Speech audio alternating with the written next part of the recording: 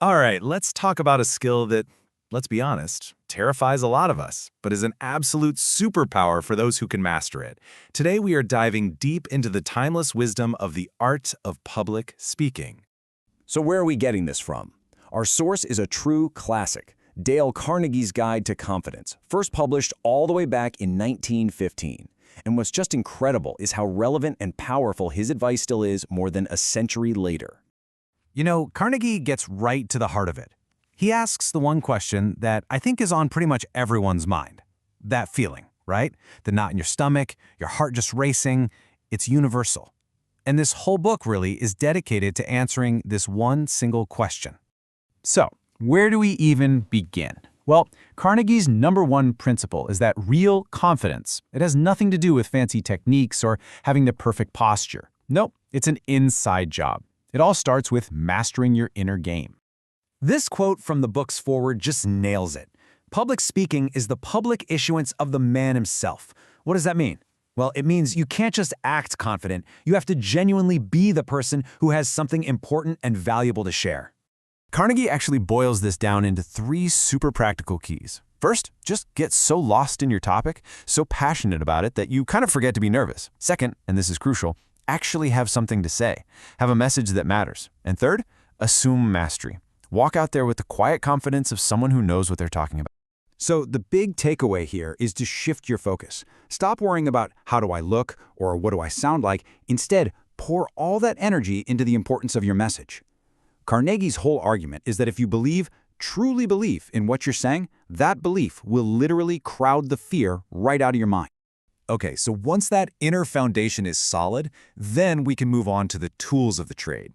Let's dig into how you can command your voice and, most importantly, avoid the single biggest mistake that almost every speaker makes. Carnegie has a great name for it. He calls it the sin of monotony.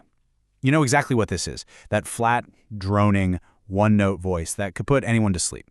He says it's the most common and the most lethal mistake a speaker can make because it just sucks all the life out of your words. So how do we fight back against monotony? Tool number 1, emphasis. The idea is simple. Stop treating every word like it's the same. You have to make your most important ideas and words stand out like giant mountain peaks and let the less important stuff be the valleys in between. Next up, we've got pace. Think of it like tempo in music. You can slow, right, down to make a really serious point sink in, or you can speed things up when you're telling an exciting story and you want to bring people along for the ride. Changing your speed is what keeps an audience hooked. And finally, maybe one of the most powerful and most underused tools you have is silence. That's right. A well-timed pause. It creates suspense. It gives your audience a second to really digest a big idea. It shows you're in control. Seriously, don't be afraid of the pause.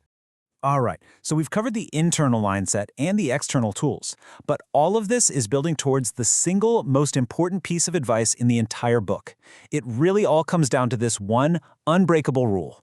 Carnegie sets the stage with this simple, ancient truth. You can't learn to swim by reading books about it, right?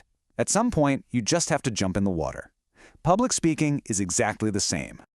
And there it is, the secret sauce. The only, and I mean only, way to get over the fear is to face it, over and over and over. Practice, practice, practice. And this isn't just about memorizing lines. It's about fundamentally rewiring your brain. Every single time you speak, you're making that confidence pathway stronger and the fear pathway weaker. There are no shortcuts, period. When you put all this together, you start to see public speaking in a totally new light. It stops being this terrifying thing you have to survive, and it becomes a journey, an opportunity for a real personal transformation. I absolutely love this reframe. Stop seeing the audience as a firing squad or a panel of judges. See them as an opportunity.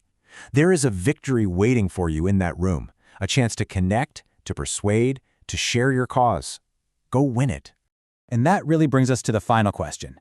The path is clear, the tools are right here, but none of it matters if you don't have something to say.